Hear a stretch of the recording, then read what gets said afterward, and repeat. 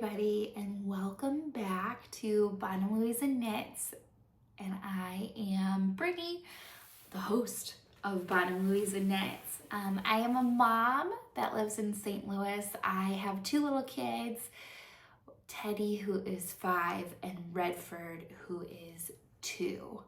And we have been pretty busy for the past couple of weeks, but I thought I should catch you up on all of the things that I have been working on in the knitting world, because there have been a few things accomplished, which is wonderful.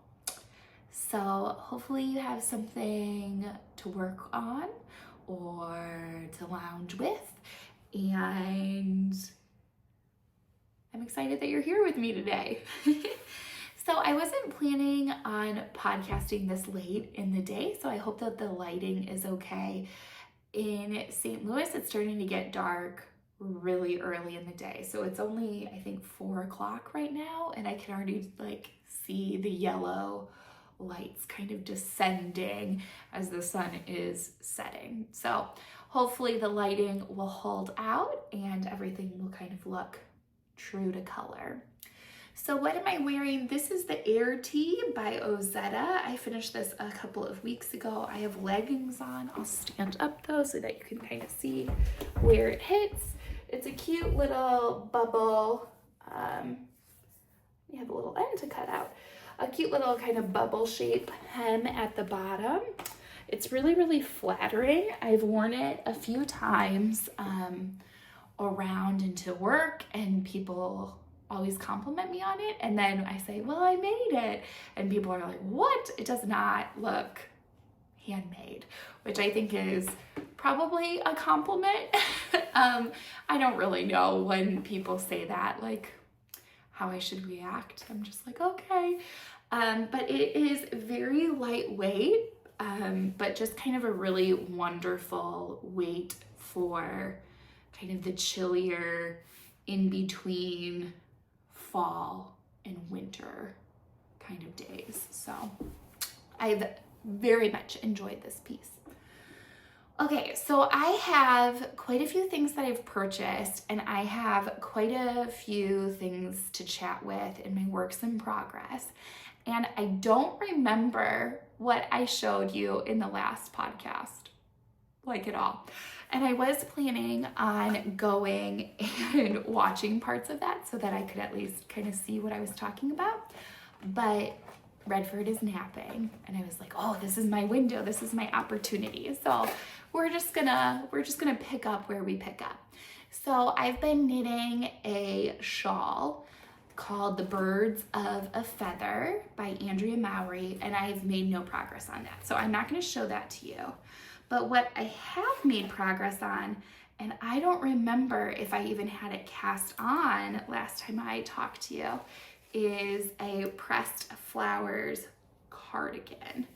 So this background color is, oh gosh, Ulysses. And I think I was talking to you about if I was gonna do like a lighter colored brown or a darker colored brown. I have that memory. And then the lighter pink colorway is Every Rose. Let's see, and the brown that I went with was Darjeeling. So I've made pretty good progress.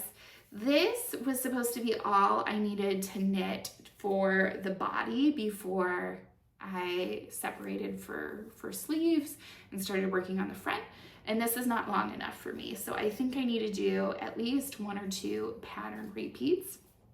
Full disclosure, I have not worked on this for over a week because I had a little bit of a snafu. So my Every Rose colorway that I purchased, I actually did not like the amount of green that was in it.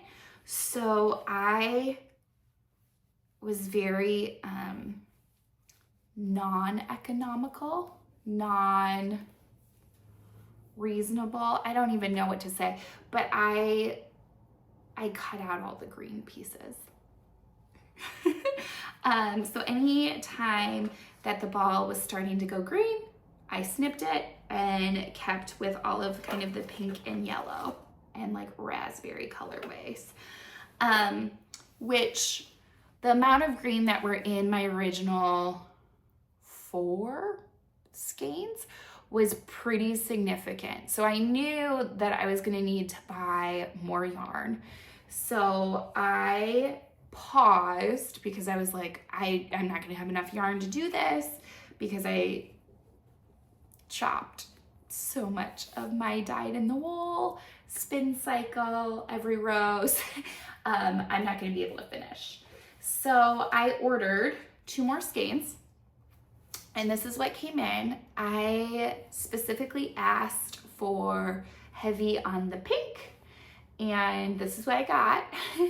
And I mean, these are absolutely beautiful, stunning, wonderful, but they are not, they're not a good match.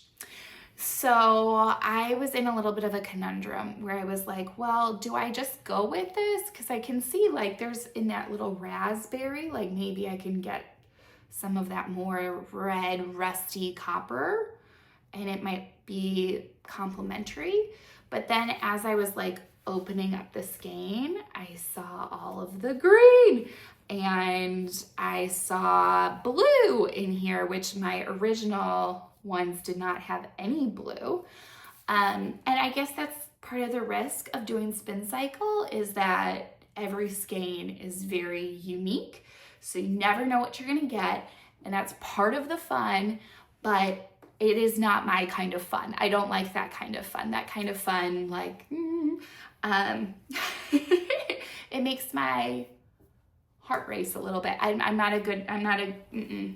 It's not my jam. It's not my favorite thing. And I think it's the same kind of feeling with people that do mystery knit-alongs. I'm like, why would you do that? Like that's making me nervous for you. Don't do that. Don't do that. But some people love it. So, you know, to each their own. But I absolutely love these. This is not going to be a part of this though.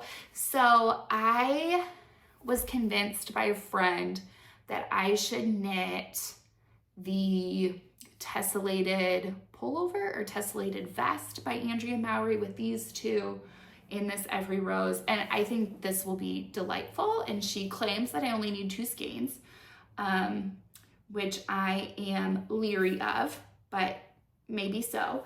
So I'm gonna put those on hold. And then I bought 2 more skeins of spin cycle once those came in a different colorway. And this colorway is Wallflower. So it's much more in that pink family, but where this was pink and orange and maybe a little bit yellow leaning, this is more pink and purple leaning. But I think I can make it work.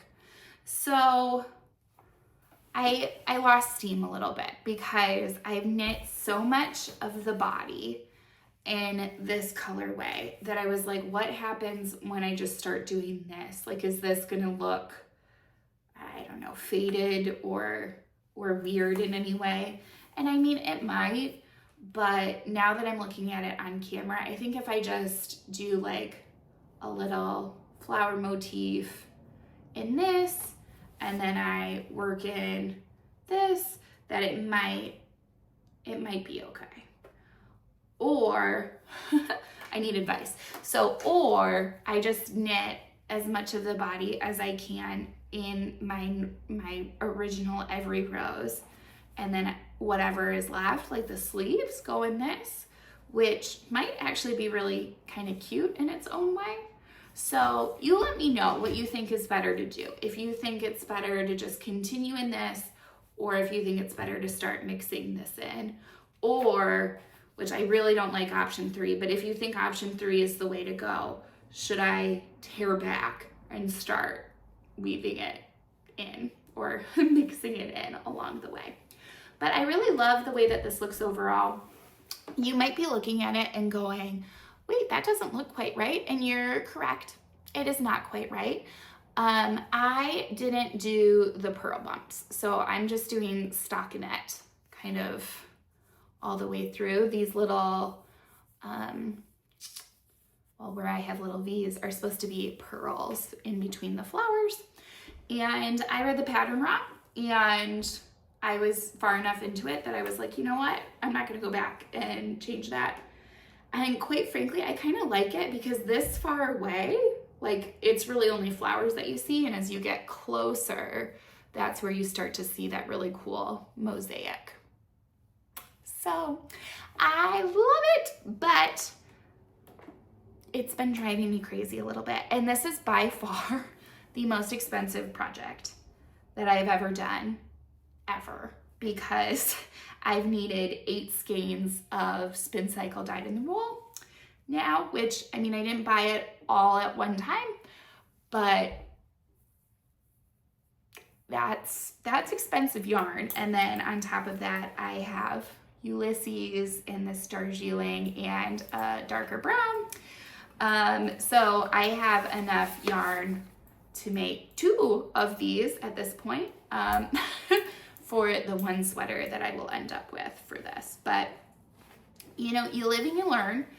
And what I think I have learned is really check the spin cycle every rose or whatever colorway that you have and open it up and see what all of the colors are, and then pick your contrast color. Because if I would have just gone with a cream as my background, or a white as my background, or even a black as my background, it would have made a lot more sense. But c'est la vie. It's too late now, so we're just going with it, and we've learned a lesson. So my sun is up. I hear my dog starting to like me. So I'm gonna pause it right here, and then I'll come right back after I get him all situated and up from nap, and I will fill you in on my other 2 works in progress. So see you guys in 2 seconds.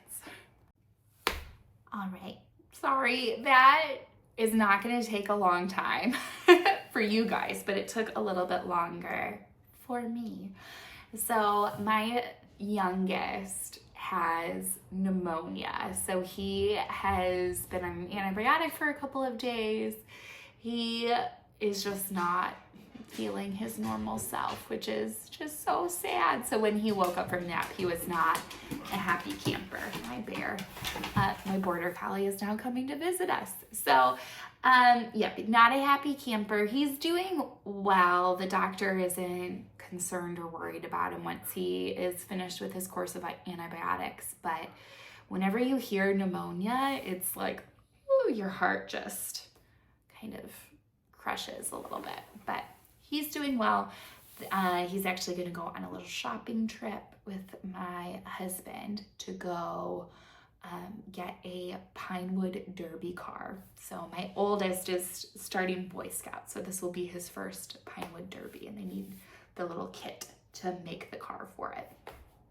Okay, so I was going to tell you about my next works in progress. So when I was waiting for the yarn to come in for the Pressed Flowers cardigan by Amy Christoffers, I cast on a very long standing project. I've had this yarn for a while now, at least a year, and it was time. So this is a boucle yarn from Drops in black, and then there is a strand of alpaca silk held with it, and that alpaca silk is also black. It's just trying to find the armholes. Now this design is my favorite things knitwear. Let's see, it is sweater. I always get her numbers confused. Sweater number 24. So it's just this oversized boucle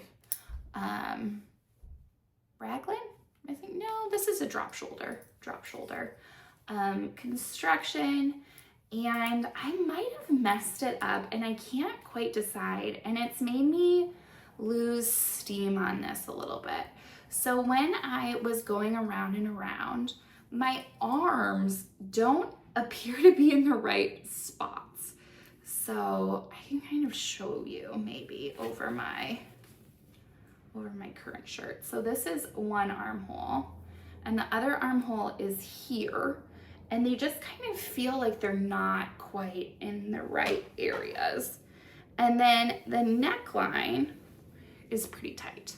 So mind you, this is over another thing, but there's some like poofing happening in kind of a weird area.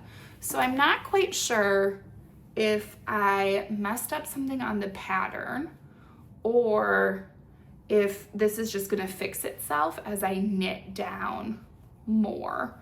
But there's a lot of excess fabric, and then the arms seem like they are in the wrong spots. So it's boucle and alpaca silk held together, and I ripped back at an earlier stage of the project, and it was a nightmare. So let's pause a second. Whoop. Now my hair is gonna be super fun, but I don't really know if that's an option for me at this moment. So I think I'm just gonna keep going. It might be that I have it on backwards, and my neck was like super huge. So I picked up the stitches, which cinched that all in, and it maybe cinched a little bit too much.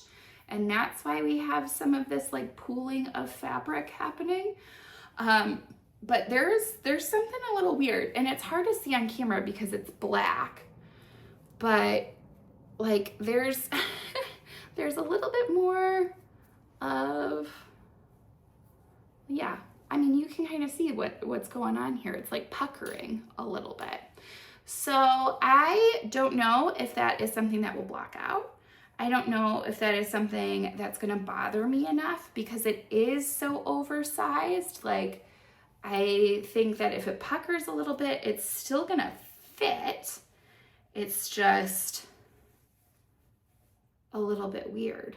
Oh, that looks really funny right there. But I don't know, y'all. It's not expensive yarn, so end of the world. Like, I frog it as best as I can and harvest the yarn that I used, or I'm kind of thinking maybe just do a little bit more of the body and try it on and really see if what is happening is really happening and it's not just like this weird part of the sweater. So that is my sweater number 24 by My Favorite Things Knitwear. And I think it's a good pattern.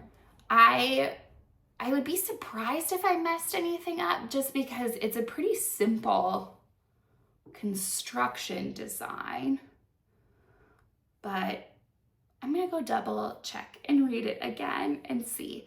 But that one kind of went in timeout after I did the collar, and then I was like, the collar is a little bit tight to go over my head, but that's not the end of the world. It doesn't feel like tight around my neck or anything. But then that weird puckering was going on, and I was like, did I split for sleeves? Like, instead of splitting here, split like front and back? Is that what happened? Because that would be a problem. So I am gonna recheck. And I don't know what to do with that one either. But she's gonna go in timeout for a little bit. And she went in timeout for a little bit so that I could cast on another sweater that I've had the yarn for a really long time. This is my birthday yarn from a couple of years ago from the Wandering Flock.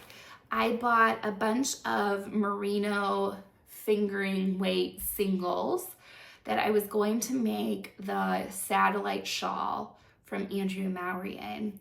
And then when the colorways came, there was just not enough contrast between them for that kind of like brioche shawl. Like, you would not, it would have been lost. So I held on to them for a while. This is one of my only, like, well, yeah, maybe at the time, I think it might have been my first like sweater quantity of indie hand-dyed yarn. And I just didn't want it to be used in a project way, or in a project where the colorways didn't shine. So this is the Lento sweater, which is by Jonah Helen. And it's a really simple sweater.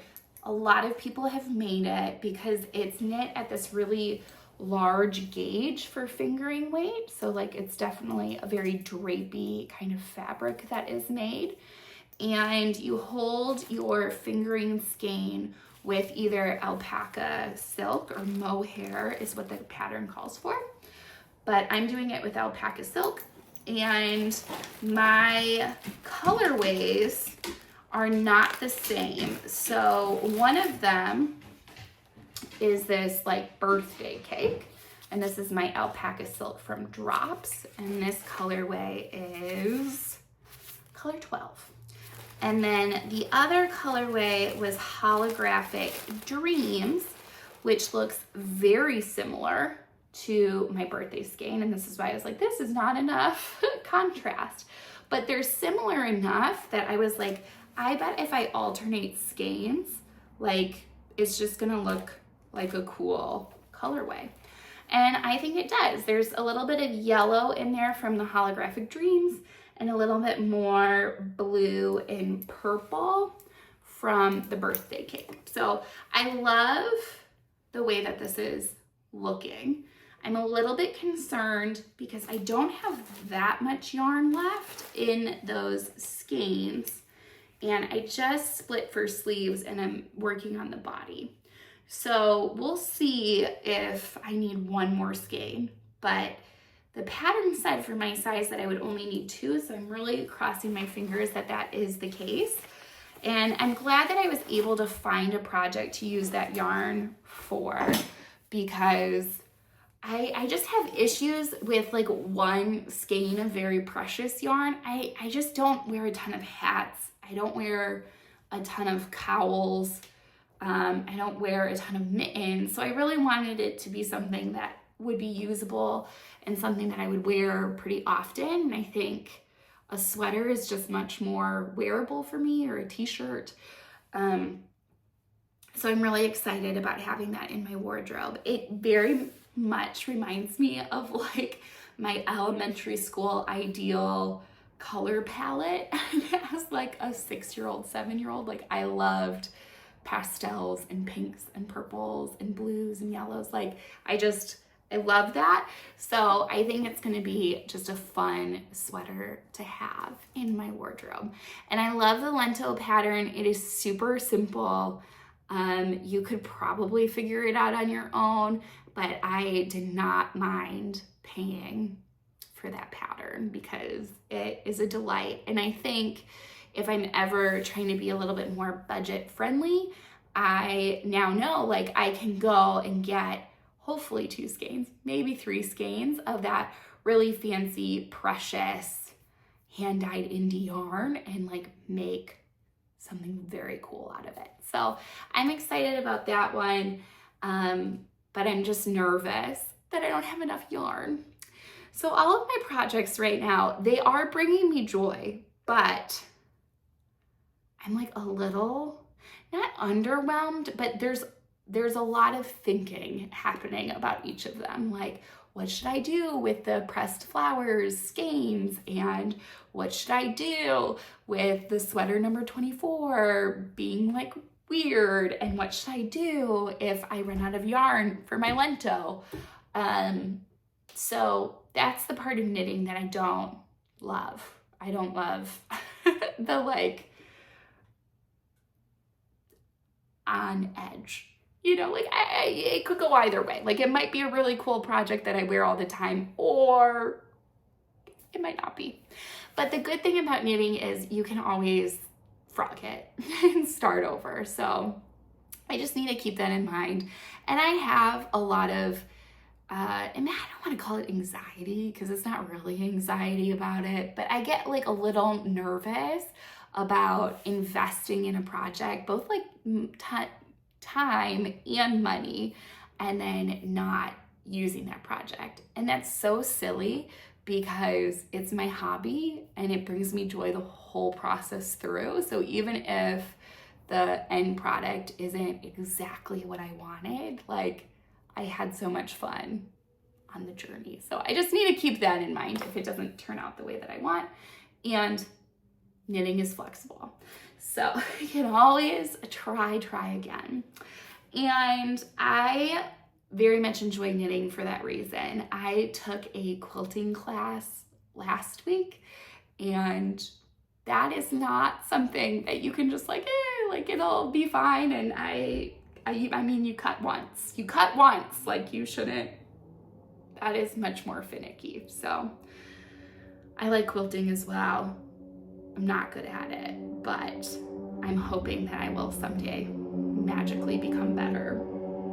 But practice makes perfect with all of these things, right? Right. Okay, so not only did I buy 4 skeins of Spin Cycle, I have yarn that I purchased very impulsively. Hi, Bear. And it is this Bissiger Baby, Eco Baby. And this is the colorway, I feel like 4S? No, E2S, which is this nice pale gray with some like creamy undertones. So it is kind of similar to what I have on right now, but it's more of like a cold tone, and this is more of like a brown, warm undertone. So I bought a sweater quantity of this from Wool & Company. It is the softest, most delightful kind of like chain construction, and it is baby alpaca with cotton. So just, I mean, this is gonna be beautiful. And I think it's gonna be more of like a spring weight sweater, so I don't know if I'm gonna be casting this on anytime soon, but this is for the field sweater, field pullover.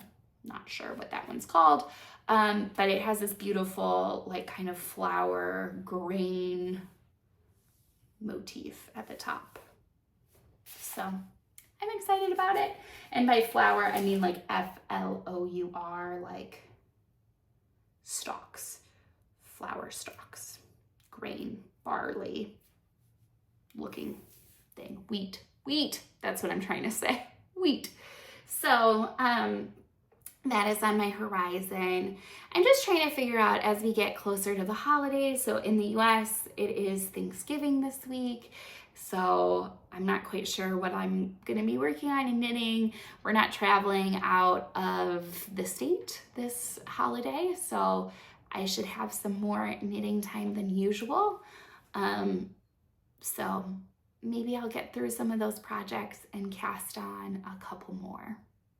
I'm just very much in a casting on mood. Like I want to cast on all of the things and get them to the body and then just pause on them.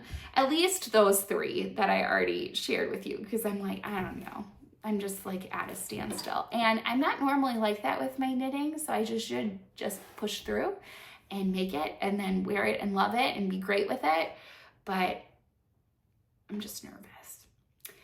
So that brings me a little bit more to some chatty life things, and it's probably the reason why I'm so nervous about all of these projects has nothing to do with actually knitting or project, it's more life stuff.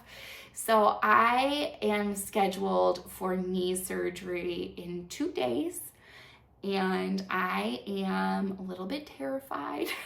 I have not had major surgery before, and this one is outpatient, but from talking to everybody, it is not just a minor little not big deal.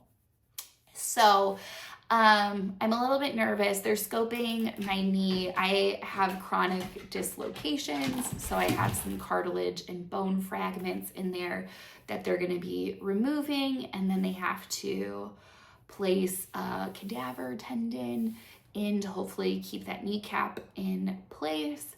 And then they wanted to kind of change the angle of where my knee was sitting, but I'm not doing that part of the surgery because the recovery time was months and months and months. So I'm doing the first two things. They're scoping and they're putting the tendon in. And I'm like hopefully going to be okay in 6 weeks. They said that I'm not going to miss work, so I'm really only missing like that first week out, and then I can go back to work on crutches. And I'm nervous about that because I hate using crutches. I wish that I was able to like use a scooter or something, because I'm not that coordinated. And I feel like you need quite a bit of upper body strength when you're doing crutches. But it will be fine. I know that it will be fine, and it will be better than having it dislocate randomly a couple times a year, because I never know when it's going to happen. Like it could, and it's so silly. The last time it dislocated a couple of weeks ago, it was actually right before Rhinebeck, just completely unexpected. And I was like, no, like I have to go to Rhinebeck and walk on hills and through fields, and I don't know if it's going to be paved, and there might be gravel, and I might have to walk a long way. So not ideal timing, particularly like through an airport, actually 2 airports where I had to like walk a pretty far distance. So hopefully this will prevent it from happening at all, or at least not as frequently. So I'm excited for that. And I'm excited to just kind of get back into the swing of things, being able to exercise again, because that really does just lift my mood, particularly in the winter months. So I go to a gym where it's not just about exercise, but it like I have a community there, and I love the women and the men that work out there, and I like the music, and I like the routine, and it just makes me feel a part of something. So missing out on that has been a little bit sad lately, but hopefully I will be back on the mend and able to do something similar. If not, going back to that same gym. So we'll see.